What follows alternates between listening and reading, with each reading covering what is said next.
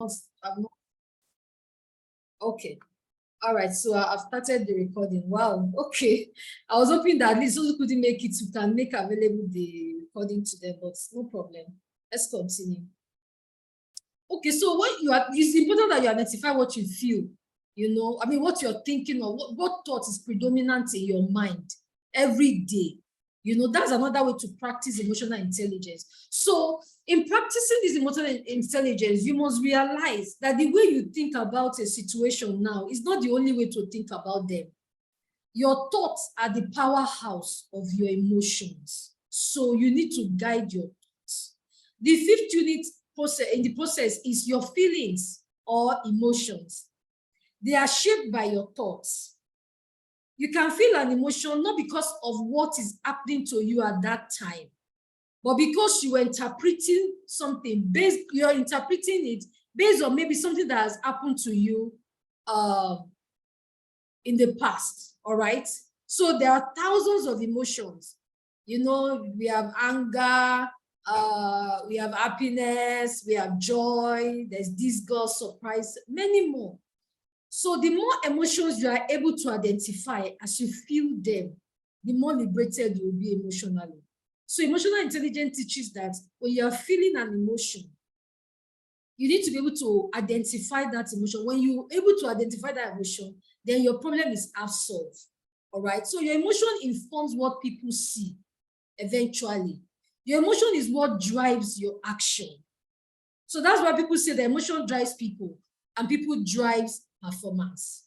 So the sixth process is the action, and action is more of an output. All right. This is where the world begins to observe you, define you, and label you. So this is where you need to be careful, because whatever thoughts you have, whatever occupies your mind, it is seen through your action, because your action, your thoughts, it leads to, it leads to emotions, feelings, and then your feelings are expressed through your action. All right. So whatever you feel inform your action. Very important. So the last one in this process, the last unit in this process is the results. So when all of this, when all of this has happened, and then you carry out a particular action, then there's be a result. All right. It's a fallout of your action. So you need to be mindful of the fact that when you are now in this your new environment, for example, now over the years, maybe you've been in different schools, been in different offices, and even right now, you are listening to some particular kind of music, watching some particular movie. So you need to understand that the scripting process is an ongoing thing. So you have the power to change the narrative, change your thoughts. When you change your thoughts, you're able to change your emotions, or rather able to manage your emotions and determine your action so that you can have the desired results. So we are going to look at 4 facts about emotions. 1, emotions are data. So process them and get information about what you're feeling and why you are feeling why are you feeling that way.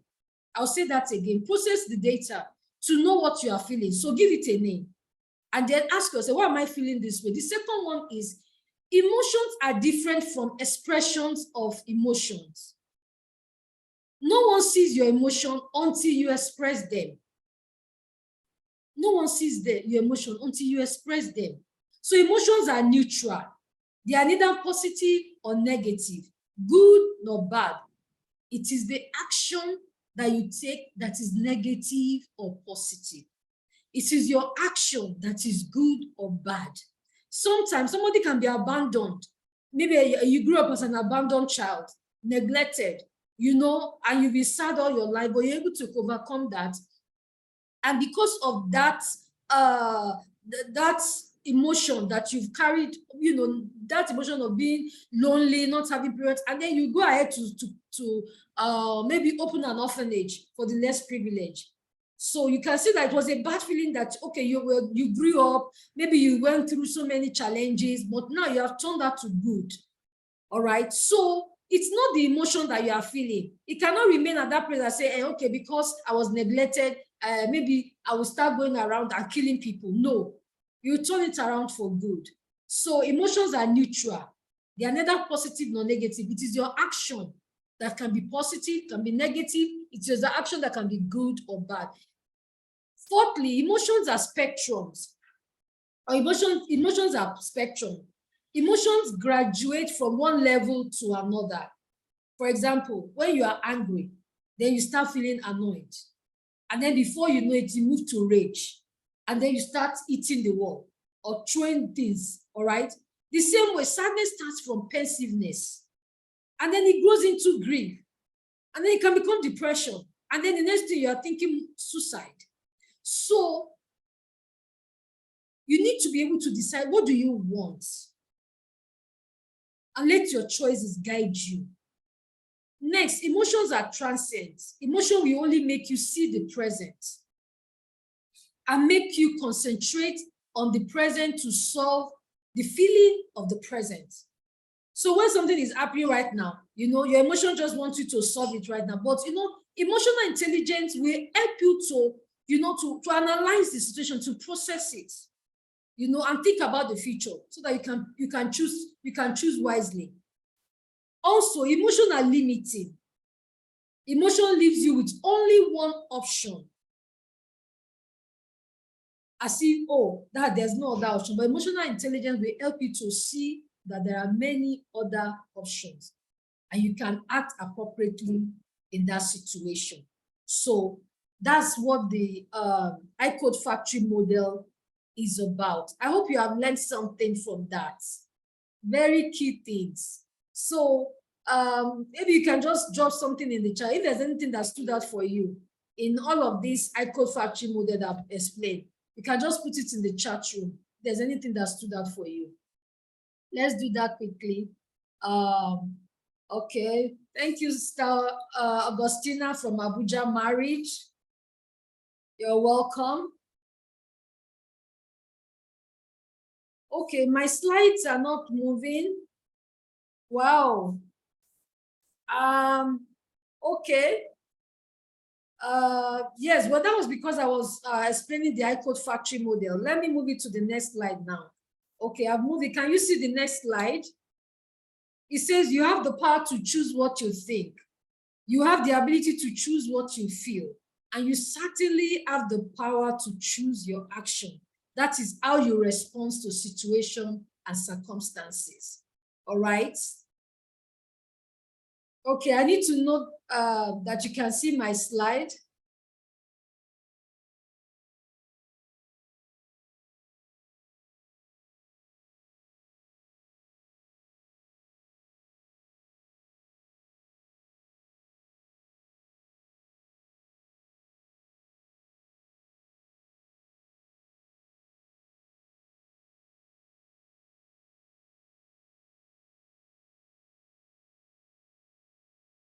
Okay. Oh, wow. Could it be network? Okay, let me try and fix that. Just give me a few minutes. Let me try and fix that.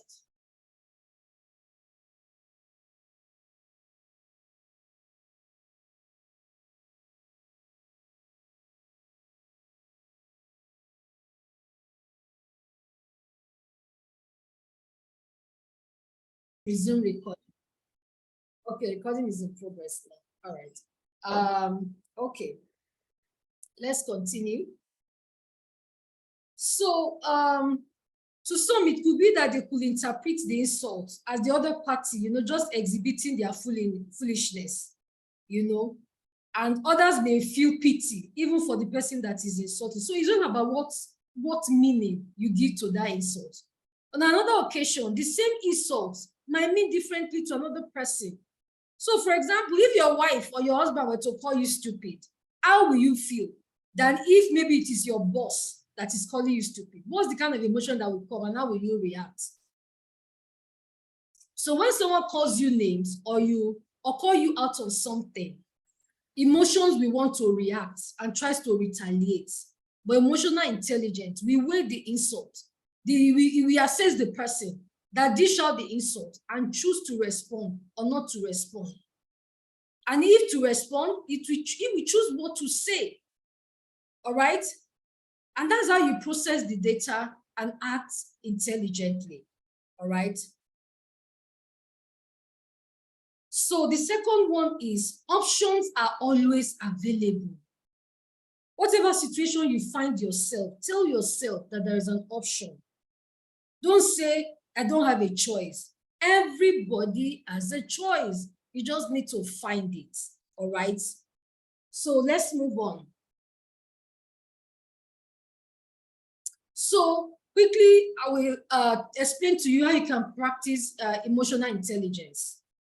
Firstly, self-awareness is the first element of emotional intelligence, which says know yourself.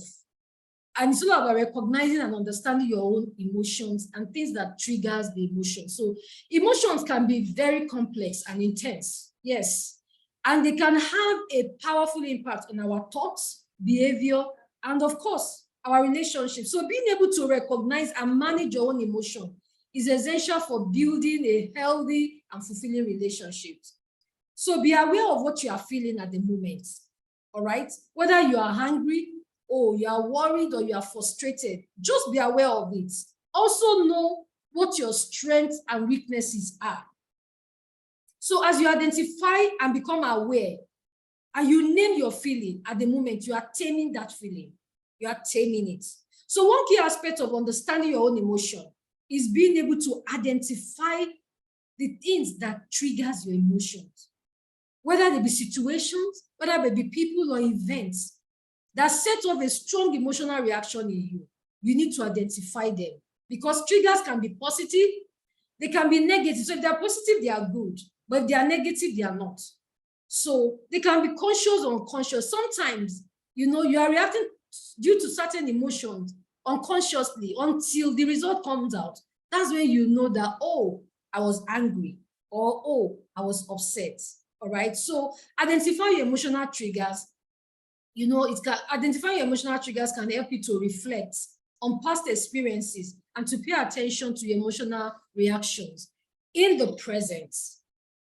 Notice when you feel particularly strong, about something, and try to identify why you feel strong about them. Once you've recognized and acknowledged your emotion, the next stage is choose yourself. That is self-management. This is where you manage your emotions. All right. So we call it regulating your emotion. It involves learning to manage your emotions, or rather managing your emotional reactions, and avoid acting impulsively or acting in a way that may be harmful to yourself or to your partner. You have to identify what you're feeling and give it a name.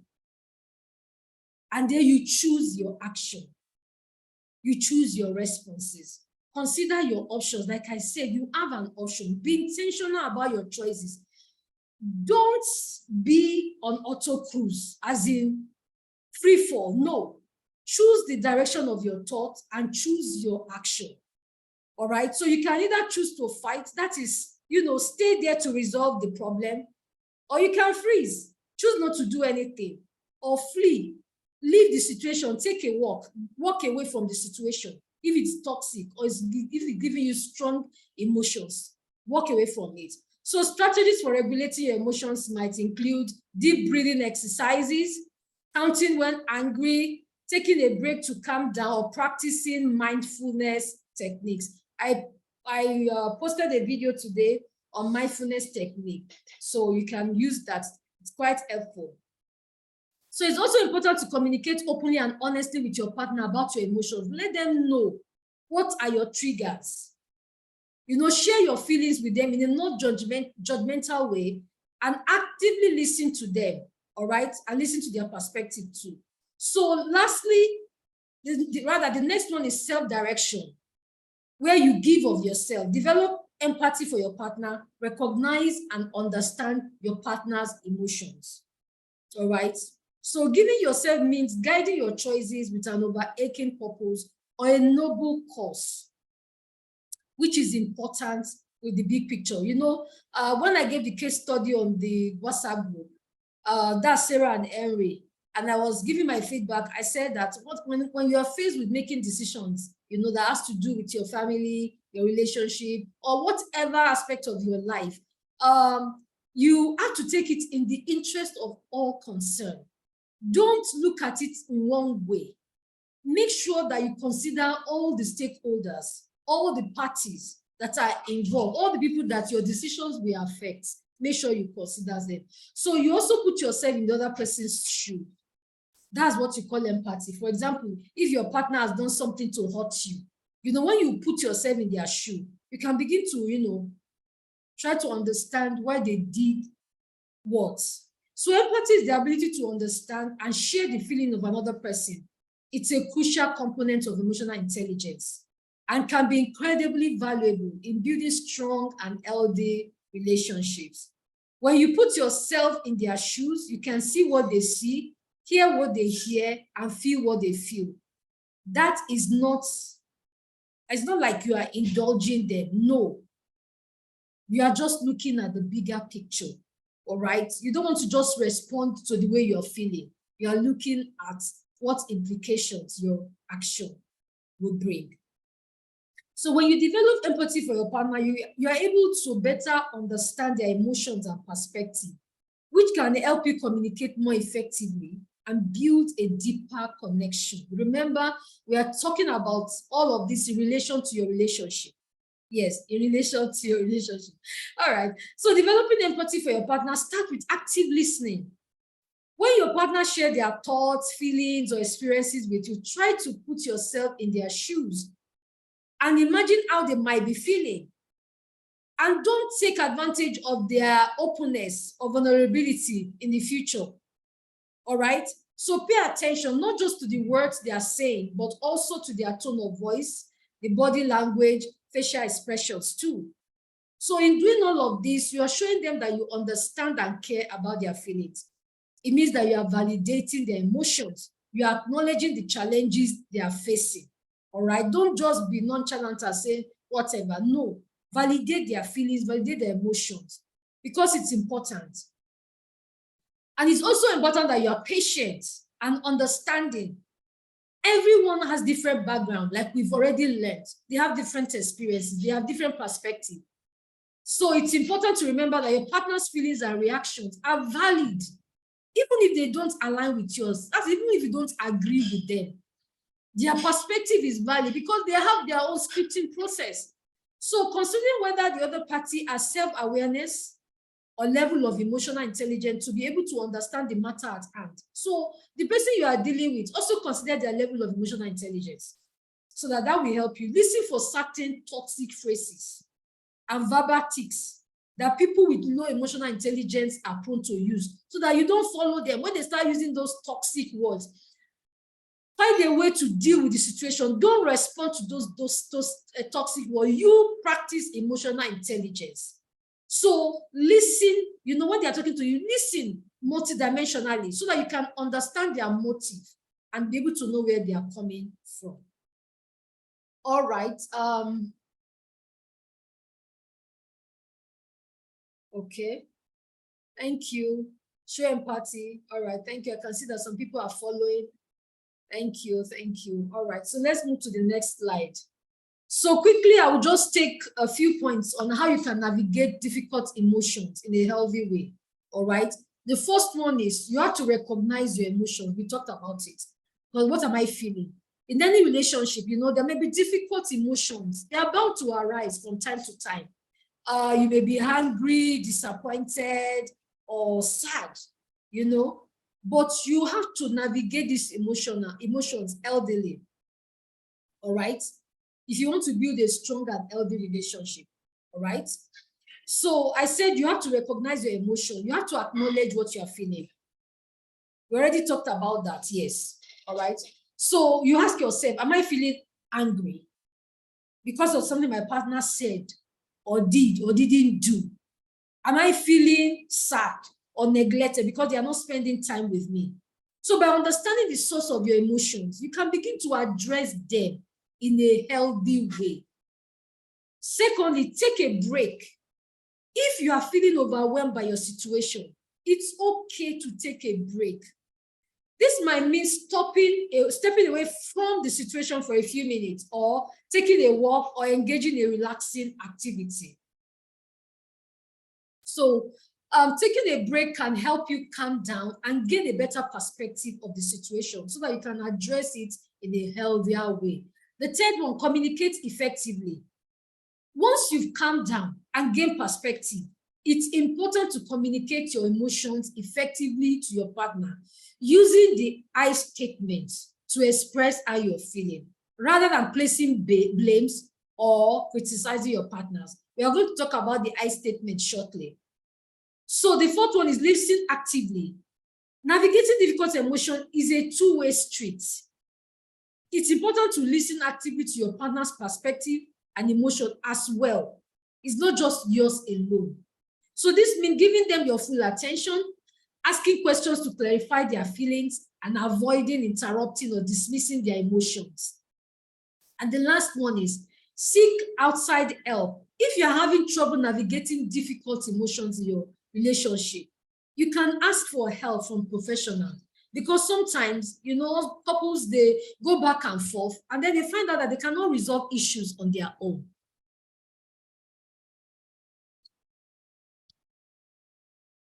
So in such instances, you can seek for professional help. All right. So that's all about emotional intelligence. And I said that is the basis for communication and conflict resolution that we'll be discussing today. As I proceed with the effective communication skills and conflict resolution, you will understand why I had to deal with emotional intelligence first. So communication. What is communication?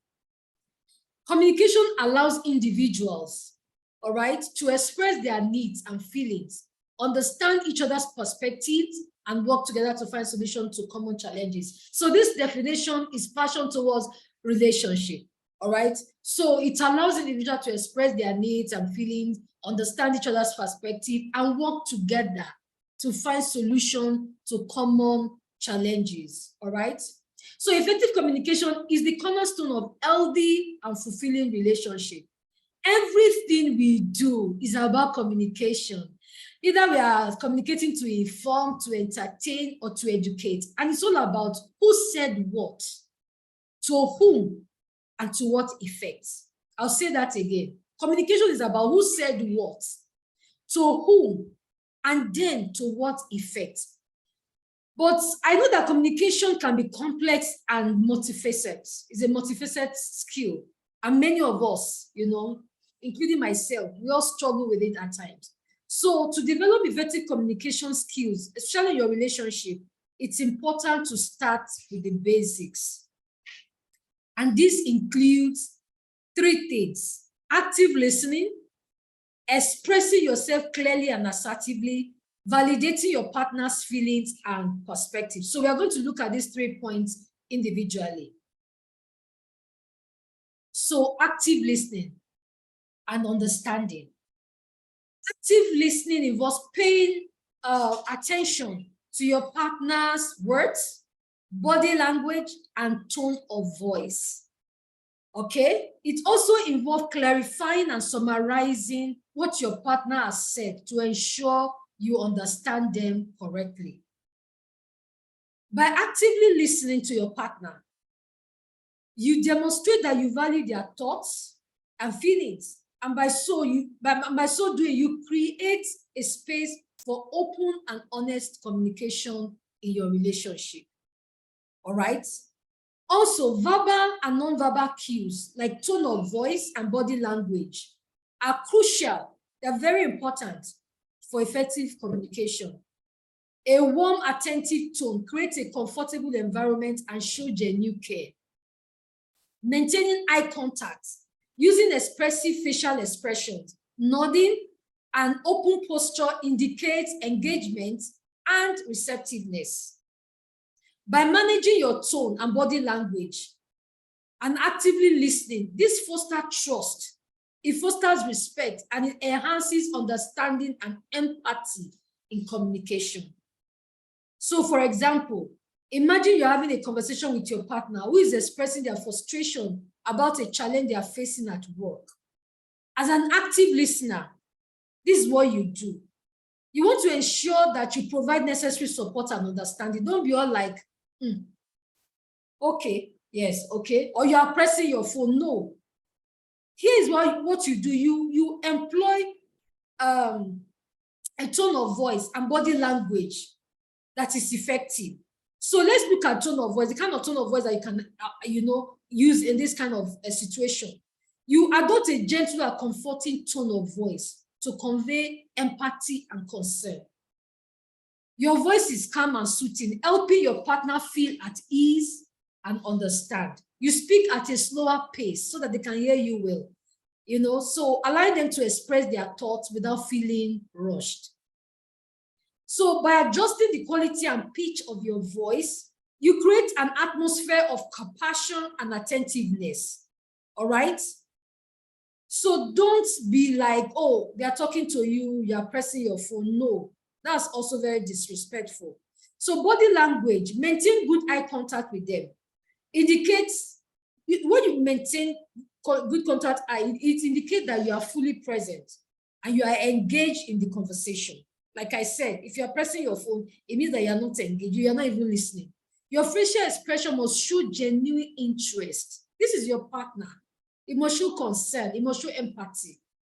So when they share their frustration, you know occasionally to acknowledge their feelings and demonstrate that you understand. Your body posture is open and relaxed, leaning slightly towards them to convey your involvement and receptiveness. So when you combine all these elements, they will feel supported and validated. Your tone of voice and body language work in harmony with your verbal responses, such as reflective listening techniques, all right? And appropriate verbal acknowledgement. Reflective listening is when somebody says something to you and then you ask them to repeat it to you, just so you know they heard you clearly. So all of this creates a safe space, for your partner to open up to you. All right, this active listening approach fosters trust, it strengthens your bond, and helps your partner to feel heard and understood. All right, next time they have issues, they will come to you because they know that they will get support from you. So if you want to learn more about this kind of communication, you can sign up for our effective communications courses, all right? So that you can learn. There's so much to active listening, body language, and tone, and we have a full package for that. All right, the next one is expressing yourself clearly and assertively.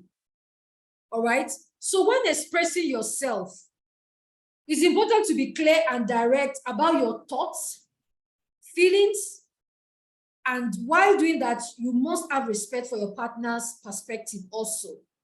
Like I said earlier, it involves using I statements instead of you statements, which can come across as blaming or accusatory. So let's look at this example on the screen. All right. Example, the first example, say, instead of saying, you never listen to me. Now, this is a conversation, you're having a conversation with your spouse. Instead of saying, you never listen to me, use I statements like, I feel unheard when I don't feel like you are listening to me. Or, you always make plans without consulting me first. It's disrespectful and frustrating. Instead of saying that, say, I feel frustrated and disrespected when plans are made without consulting me first. It's important to me that we make decisions together. Excuse me. All right. So in the first statement, the speaker is blaming their partner and making accusations. This can make the other person feel defensive and less receptive to resolving the issue. You must understand that the essence of having this conversation is to resolve the issue. So you have to employ every technique you know to make sure that you achieve your results. All right. The second statement, the speaker is sharing their own feeling and experience. That's when you use the I statement. You are expressing your feeling and experience without placing blames. This allows the other person to understand your perspective better and work with you towards achieving a solution. All right. Still under expressing yourself clearly, avoid negative or inflammatory language. Sometimes couples are having arguments and then they start calling each other names. or you say something, you know somebody is already upset or angry, and you are fueling the anger by your words. So avoid negative or inflammatory languages. And when communicating with your partner, use neutral or positive language to express yourself. Let's look at the example on the screen. It says, you are always so lazy. You never help with the housework. Don't say that. Say, I could really use some help with the housework. Can we work out a system that works for both of us? Also, instead of saying to your partner, you're just like your mother or your father, I can't stand being around you. Say, I'm feeling frustrated right now. Can we talk about how we can better support each other? In the first set of examples, the language is negative and accusatory. This type of language can lead to defensiveness and conflict between couples. So when you talk to your partner, like, they're already on the defense because they are looking for ways to protect themselves. They are not even listening to you anymore. All right. The second set of examples, the language is neutral and is positive. You are focusing on expressing your feelings. It is about you. You are making sure that you are being heard. All right. So practice this. This type of language can lead to productive communication and conflict resolution. All right. Let's move on. So the last point here is validate. You know, we're talking about communication. All right. The basics of communication. So the last one is validating your partner's feelings and perspective. All right. So validation involves acknowledging the other person's feelings and perspective. Even if you don't agree with them, this can be as simple as saying, I can understand why you feel that way, or I can see your point of view. By validating your partner, you demonstrate empathy and create a space for them to feel heard and understood. Very important. If they feel that you don't empathize or they're in a situation and you're not showing them support, next time they will not come to you. They will go and look for solution elsewhere. All right. So that concludes our slide on effective communication. I hope you have learned something. All right. Before I go to conflict resolution, let me know what you have learned so far. Oh, I'm sorry. Somebody said the lights is still not moving. I think it's probably network. It's probably network. So maybe you can refresh your network, because I don't think it's everybody that is experiencing this.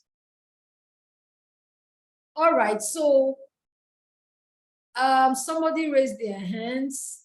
Tico, wow, nice to have you. Thank you for joining in. Okay. You can put your message in the chat room so that I can read it.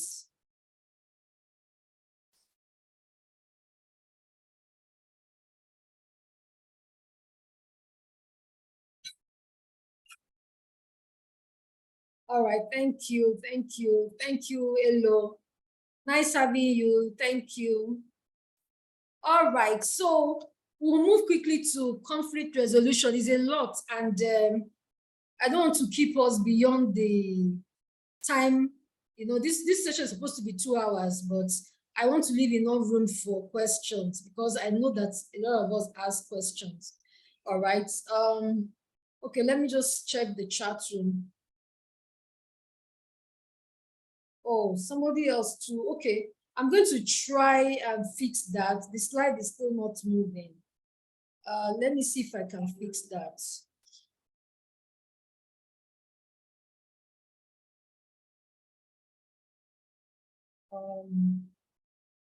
Okay, just give me a minute. I'm going to see if I can fix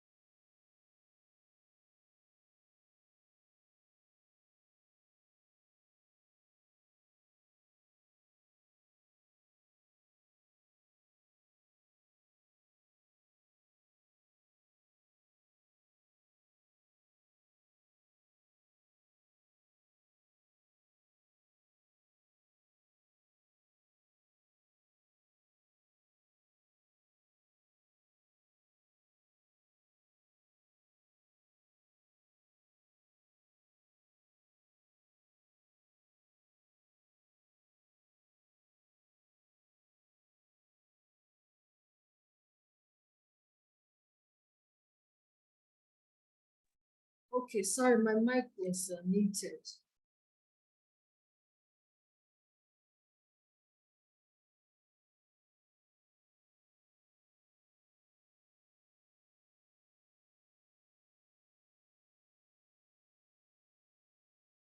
All right, what is conflict resolution? Conflict resolution is the process of managing and resolving conflicts, conflict in a healthy and productive way. I'll take that again. Conflict resolution is the process of managing and resolving conflict in a healthy and productive way. All right. So we all know that conflict is a normal part of any relationship, but it can also be one of the most challenging aspects to navigate. Conflict can damage a relationship and erode trust between partners when handled poorly.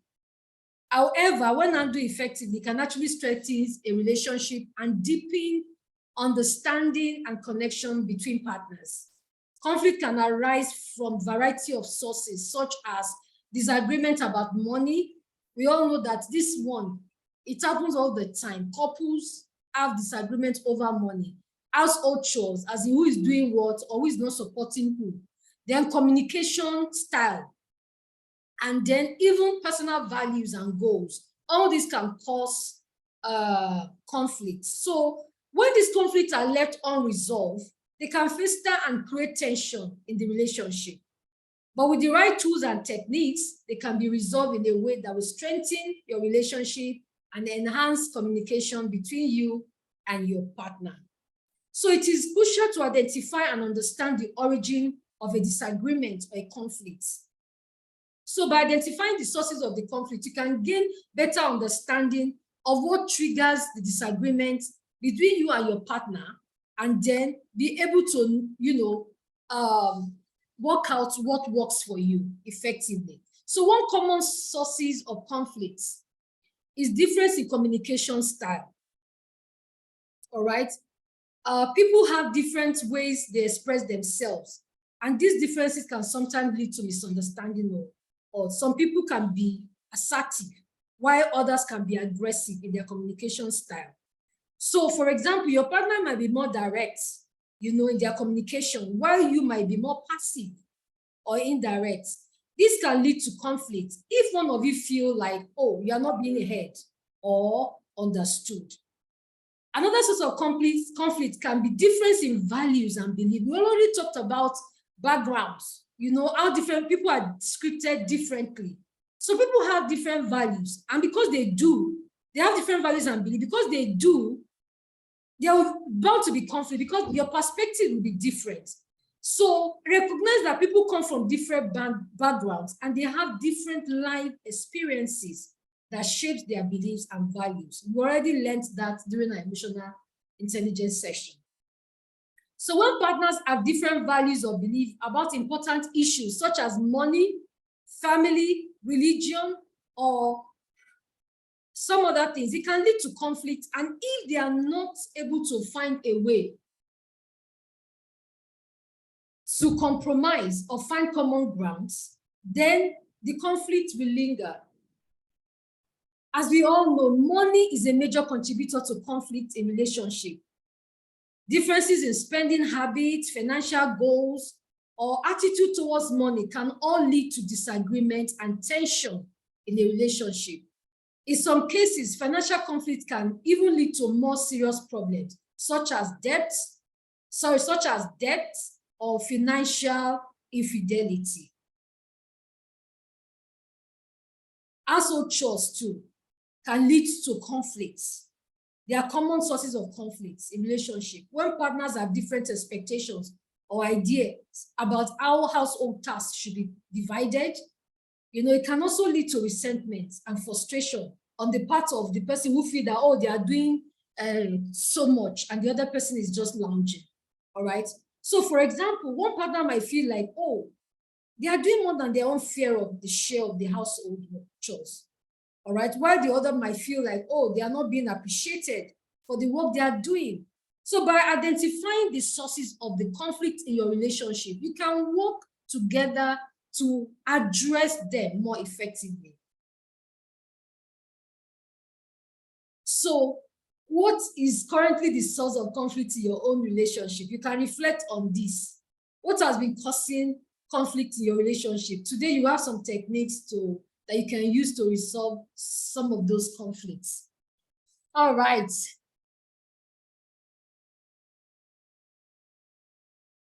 So now we're going to talk about how can develop effective conflict resolution skills. All right. And the first one is practicing active listening. We've already talked about active listening during our communication session. So this is one of the most important skills when it comes to conflict resolution. The ability for you to listen actively to your partner. All right. So it's just about you listening to their perspective with an open mind and seeking to understand their point of view. When they are talking to you, avoid interrupting them or making assumptions or dismissing their feelings. So instead of focusing on truly hearing them, focus on truly hearing them, hearing what they have to say. Instead, focus on truly hearing them. All right? Don't assume. Don't jump to conclusion. And remember to use the I statements rather than you statements. Remember, we said that you statement, it comes across as blaming and accusing. All right. So, for example, you can say, you never listen to me. I mean, rather, don't say you never listen to me. Say, I feel like my perspective is not being heard. This can help you express your feeling without placing blame on your partner, which can lead to defensiveness and further conflicts. All right. So the second one is practice empathy. When you approach a conflict with empathy, you are more likely to be able to see things from your partner's perspective and find a common solution to the problem. Empathy also involves active listening to your partner's perspective, validating their feelings, and demonstrating a willingness to work together with them to find a solution. Number 3, avoid criticism, contempt, and blame. All right? Avoid criticism. Yes, avoid contempt and blame, because these things are destructive. They are very destructive, yes. So you need to avoid them. For example, it's been scientifically proven that partners who live in contempt of each other, they are susceptible to infectious diseases. All right? So there is need for you to make your partner safe. Don't give them that feeling where they have to defend themselves, or where you say things and then it will escalate the conflict further. All right? So instead of criticizing or blaming, focus on finding a common ground. All right? So work out your differences. Number 4, brainstorm solution together. All right? When you approach a conflict as a team, you are more likely to find solutions that work for both of you. All right? So take time to profess solutions together and be open to compromise and creative problem solving. Number 5, take a break if you need to. All right? If conflict becomes too heated or emotional, it's okay for you to take a break and come back to the conversation later. Sometimes taking a step back can help you gain a better perspective and approach the conflict with a clearer head. All right? So I'm going to spend some time to talk about the last 3 points. That is compromise and negotiation, forgiveness and moving on, and then establishing healthy boundaries. All right. So compromise and negotiations. Here are some steps by which you can compromise and negotiate effectively. Okay, number 1, identify your needs. Before you can compromise or negotiate effectively, you need to know what is it that you want. What are your needs? Number 2, take some time to reflect on what's important to you in the relationship. All right, and be willing to compromise. Know what you can compromise on and what you cannot compromise on. Number 3, seek to understand your partner's need as well. It's also important that you know and understand their perspective. What do they need? What do they want? Ask questions and seek to understand where they are coming from. Look for win-win solution. We are not in competition. They are not going to give trophy to anybody. So look for a solution that work for you, all right, that work for the both of you, all right. It might involve finding ways for each of you to meet each other halfway, all right. So be willing to give and take. Compromise and negotiation require both parties to be willing to give and take. Be open to compromise on some things in order to meet your partner's needs as well. But it is also important that you communicate effectively, okay, about the things that are not negotiable for you. Like this one, no, I no go agree, all right? And your partner needs to know those things that are not negotiable. And you need to know those things that are not negotiable too for your partner. So be clear and specific in your request. When making requests or negotiating, be clear and specific about what you are asking for. This can help to prevent misunderstanding or confusion and make it easy for your partner to understand and respond to your needs. A lot of times, this kind of scenario plays out in relationship. When you tell your partner something, and then when you're asking for feedback, they say, hey, oh, you said that. No, I don't remember you saying that. You know, they're not paying attention. So be open to change. Relationships are dynamics, and what works for you and your partner today may not necessarily work for you in the future. So you need to be open to adjusting your expectations and finding new ways to compromise and negotiate as your relationship evolves. Forgiveness is the next one. Forgiveness and moving on.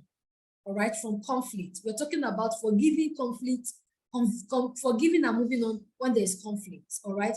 So the first thing you need to do is acknowledge your feeling. We already talked about that. When conflict arises, yes, you are hot, you are angry, you are upset. Acknowledge those feelings and allow yourself to process them. Give it a name. Next, practice empathy. Try to put yourself in your partner's shoes and understand their perspective, why they did what they why did they do what they did. All right. This can help you to see the situation from their point of view and find common ground. Thirdly, communicate openly. All right. Communicate openly with them about how you're feeling, what you need to move on. All right. This can help you work through your remaining issues and rebuild trust. You know, yes, you forgive them and you want to move on, but before you move on, you can sit down with them and tell them how you feel about the situation. You need to put that on record. All right. Next, let go of resentment. Most of the reason why there's breakdown in communication and unresolved issue is resentment. Things happen 2 years ago, 3 years ago, you are still bringing them up. So holding on to resentment can prevent you from moving forward and can damage your relationship. Practice letting go of resentment and focus on forgiveness. Next, work on rebuilding trust. If trust has been broken, work on rebuilding it through open communication, honesty, and transparency. You need to come clear if you're the guilty party. You need to take responsibility for your action. All right. And mending first and rebuilding broken relationship, you know, it takes time. All right. It takes time, but it's doable. Lastly, establishing healthy boundaries. Boundaries are the limit that we set for ourselves in relationships based on our needs, values, and expectations. They allow us to define what is acceptable and unacceptable behavior from our other partner. All right. And they help us maintain our own sense of self-respect and integrity. But setting and enforcing boundaries can actually be difficult, especially between couples. Yes, but it might be the only saving grace. It might be what will save you from losing yourself in the relationship.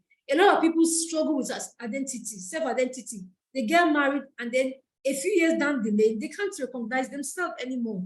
So it's important to differentiate, to not lose yourself. And one of the ways you can do that is setting boundaries. All right. So it is important also that you are able to differentiate what a request is and what is setting boundaries. All right. Request and boundaries are both tools that you can use to meet our needs. But making a request means asking someone else to or not to do something to meet your needs. For example, when you say, will you mind speaking to me more calmly? That's a request. But when you set boundaries, you are declaring that you are declaring what you will or will not tolerate.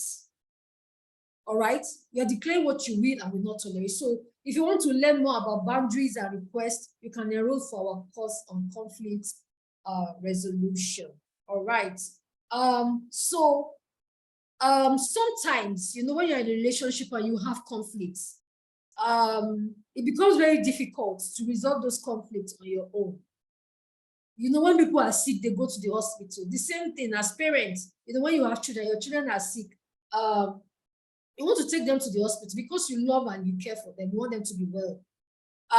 And because you owe them a duty of care. So you take care of them, you take them to the hospital. If you don't, you are guilty of negligence. And that's the same way you should see your relationship. Your relationship is like your baby. When they are sick, you need to take them for treatment. All right. So when it is common for couples to face challenges in their relationships, sometimes it becomes really difficult, because the situation is so overwhelming to handle. Sometimes it even leads to health challenges, All right. So in this case, you can seek for professional help. This can be an effective way for you to overcome those challenges and build a stronger and healthy relationship. So I enumerated some situations where you can reach out, for outside help if you are struggling to communicate. A therapist can provide you with tools and strategies to improve your communication skills and help you better understand each other, like we are doing now. All right.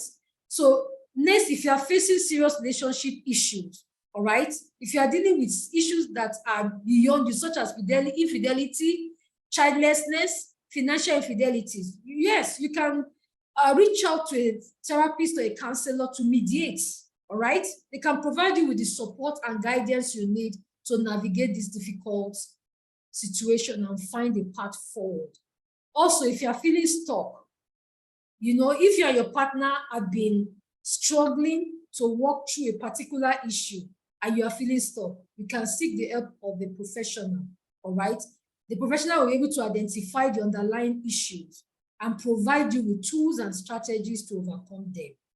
Also, if you're experiencing mental health issues, all right, such as anxiety, depression, and that can have a significant impact on your relationship, a therapist can help you manage this issue and provide you overall well-being, which in turn can improve your relationship. And lastly, if you need a safe space to talk, sometimes, there are some topics that need to be addressed, but you just can't get it done with your partner, So when you need such a space, you can get a counselor or a therapist. It can provide you a neutral, not judgmental environment where you can express your thoughts and feelings. Remember to choose the right therapist or counselor for you, someone who is a good fit for you and your partner. And also, remember that seeking help is a sign of strength. It's not a sign of weakness at all. It's a willingness that you are committed to, working through your problems to resolve issues and make sure that you put your relationship on the right track. So, in conclusion, why do you need to learn effective communication skills? Why do you need to learn how to resolve conflicts like a pro? 3 things, or rather 4 things. When you develop and practice emotional intelligence, effective communication and conflict resolution skills, it allows you to listen and observe. And because you are paying attention to your emotions and your language and applying these skills, you will understand your partner and thereby you'll be able to make choices that are healthy for you and your family.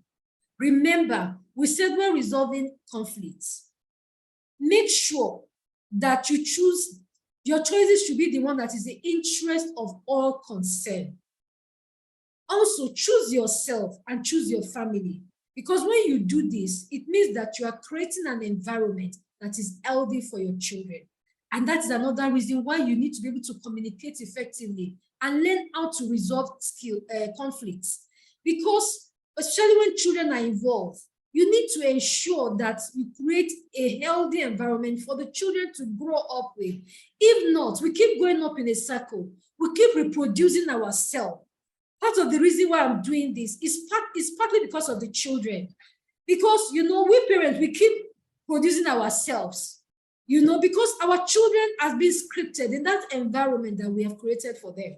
So this is important. Also, your health could be at risk. Remember, I mentioned earlier that couples who live in contempt of each other, they are susceptible to infectious diseases. Also, unforgiveness can lead to cancer, bitterness, it leads to cancer. So, for the sake of your health, all right, you need to learn these skills. Also, you can do it to be emotionally free.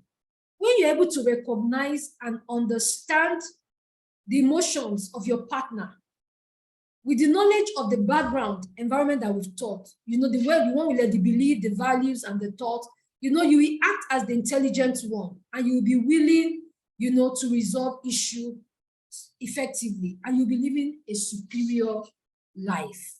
All right. So thank you all so much for joining me. If you have any question, you can put your question in the chat room. Okay. And I'll be addressing your questions shortly. Just put your questions in the chat room and I will address them shortly. All right. So I just want to recommend these books to you. If you are here, if you are single or newly married, my latest book is 20 Conversations You Should Have with Your Future Spouse. In this book, I wrote about 20 topics, things like financing, things like sex and intimacy, things like parenting, your goals, aligning your goals. So it's important for you to align your goals with that of your partner. Because if you don't, these are the things that eventually lead to conflicts, So when you acquire this book, you are able to go through it and learn how to approach your partner with these topics, And like I said in that book, some of you may, after reading this book, decide that, no, I cannot go ahead with this relationship because you find out that you are in a relationship with the wrong person. Your goals and your values, they don't align. They don't align. All right. So the book is a new book and it goes for 5,000. But for everyone on this training, I'm giving it away at 3,000. So in the next 48 hours, if you're interested in the book, you can chat me up or send me an email and then I can give you the details. Also, if you are married, even if you have been married for a long time, you can use the book. When you read the book, it will help you to understand your partner better. It will help you to understand your spouse. And let me say something here. If you want a change, they say if you want a change, that change must start with you. And the beautiful thing about changing the way you do things and the way you approach issues is that when you change, every other person and everything around you, they conform eventually. So when you desire a change, you look for that change that starts with you. All right. So I have the gratitude journal for women, especially for women. It's good that, keep track of the things that the Lord has done for you. And this one is a special one. It has affirmation in it and it has Bible verses. So it's a 90-day affirmation, a 90-day journal for, and it comes with 90 days affirmation and scripture that you can read daily. All right. So if you're interested, you can contact me. But this for the gratitude journal, you have to pre-order. You have to pre-order, and then we'll send your copy to you. This one is hard copy. All right. And also some of the courses that are available that you can enroll in. We have the strategy for effective communication and conflict resolution this one that we are having right now. And this is just a part of this training. In this training, we actually teach you how to communicate effectively. We teach you how to resolve conflict. The session of the emotional intelligence that we took is just a little part of emotional intelligence. So we take you through the whole process, and then we have the building a life together. Maybe you're single, you're looking to build your life with somebody, or you're planning to get married. This course will help you prepare for your marriage. It's an 8-week course. Also, making your relationship work. This is a complete relationship management course. If you're looking to repair your marriage or to reestablish connection with your partner, this course is recommended for you. Also, emotional intelligence and stress management. You know, we talk about emotional intelligence, just like I said, that's just a part of it. All right. So, and the last one is creating a healthy environment for your children. I'm doing this in conjunction with Coach Soaks, who is actually on this call tonight. Thank you very much, Coach Soaks, for joining. So this is a course that we work together on. It's for both parents and the children. You know, that, like I said earlier, I'm personally committed to creating healthy environments for our children so that we can change the narrative. We want to raise children that are responsible. We want to raise children who are able to approach life with boldness, with courage, with information, and make the best out of their life. So if you're interested in any of these courses, you can also reach out to me. So thank you all so much. I will now take questions. If there are questions in the chat room, let me navigate to the chat room so that I can address some of your questions. All right. So I can see Auntie Queen in the house. Thank you so much, Auntie Queen. Thank you for your support always. I appreciate you. I can see Silva all the way from Netherlands. Thank you, Silva. I can see Moyo. Thank you, Moyo, for joining us tonight. All right. So Precious Chijoke is asking, how can I keep a healthy relationship with a guy still building his life? Wow. First of all, I recommend to you to buy my ebook, The 20 Conversation That You Should Have With Your Future Spouse. And it's on sales now, so you can get it for just 3,000 naira. All right. So how can I keep a healthy relationship with a guy still building his life? So there are so many ways to look at this. A guy is building his life. All right. What do you mean exactly by his building his life? Is he ready for marriage? Because marriage is a huge responsibility. When you get married, it means that you become responsible for your partner. So is he able to take care of you in terms of being able to carry out his responsibility towards you as his wife? All right, because there's pressure that comes with being married. So this is something that you need to consider. Is he ready for marriage? If he's not ready, then you guys need to wait. All right, you need to wait. But while you are still dating each other, all these things that I've taught today, there are things that you can put in place. You know, you can start practicing effective communication. You know, how you talk to your spouse, how you respond to them, how you are able to respect their perspective. Also, when you have conflict, because as long as you are going out, as long as you are dating, there will be issues. So I'm going to make the recording of this session available, all right? So you can watch it over and over again, so that you can familiarize yourself with all those skills, you know, the techniques for conflict resolution. All right, I hope I've answered that question. Okay. All right. Tico, working together on all aspects. Yes, on all aspects. On all aspects. Because you are a partner. You are a partner. Your goals must align. Even if you have different perspective, if you have different goals, you know, you must find a way to align them. Aligning your goal doesn't mean that you have to leave your own and follow your partner. No, that's why we call it aligning your goal. So Celestina said, I have learned a lot, and the training is an eye-opening. The training is eye-opening. Thank you very much, ma. I got to go. All right, thank you, Sister Celestina, for joining us all the way from the UK. All right. Okay. Precious says she understood that. Is there any other question? Is there any other question? All right. Okay, if you have any question, I don't know, for those of you that are with us on the WhatsApp group, you can post your question there and I can answer them. For those of you that are not, you can send me an email and then I will be glad to answer your question. These are my handle. I'm on WhatsApp on this number. You can WhatsApp me.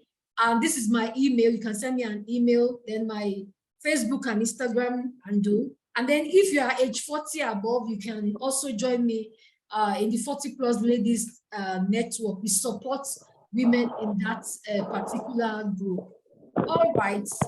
So I want to also thank Fortismos Global. They made available this link that I'm using this evening.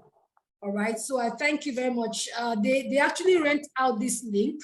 They rent out the link in case you have a meeting that will go beyond the usual free 40 minutes. You know, you can use their link just for a token.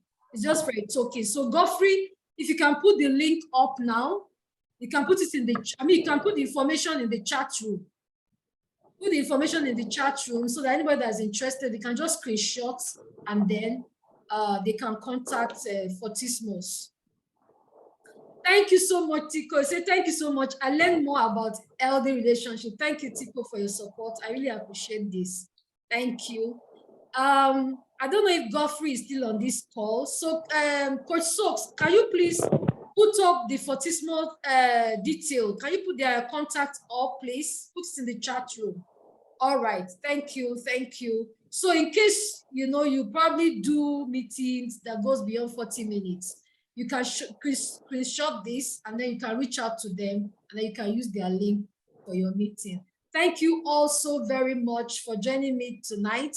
From now onward, I will still be holding 1 or 2 trainings on my YouTube channel. So I will send out information on that and you can join me. Some of you will get to decide what topics you want me to take, and then I'll be willing to oblige you. I can still see some messages. All right. Nkem, thank you, Ma, for today's session. I learned a lot. I'm glad that you learned a lot. Please ensure that you put everything that you have learned today into practice. If not, it's just time wasted. So you have invested this time.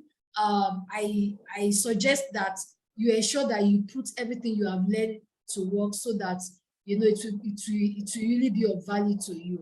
All right. Thank you so much. Thank you, everyone. God bless you and enjoy the rest of your evening. See you next time. God bless you.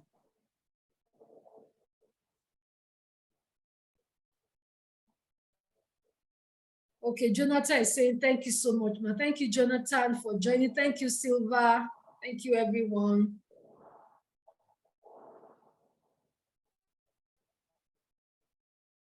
Okay.